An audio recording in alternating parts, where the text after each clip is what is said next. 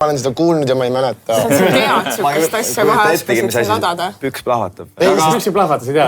Mis ajab püksid plahvatama? Sellest ma olen näinud Suur peerma võib-olla ajapaga nagu. Uus-Meremaa. Sa peaks see süttehetk ka olema. Muidu ma oleks täna juba 3 korda sinna.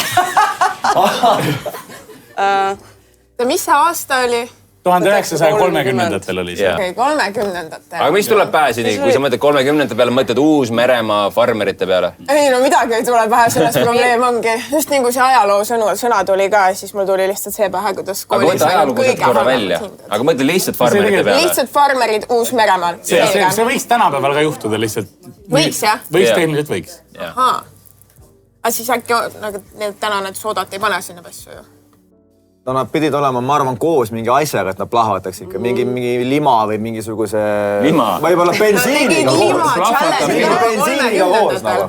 Bensiiniga koos. Ma pool vihjana ütlesin, et ma täpselt farmerid, need olid farmerid. Mõelge farmerid, millega nemad... No masinad tulid masikad ja mina arvan. Kuradi seda väetist, millest pomme tehakse, pani...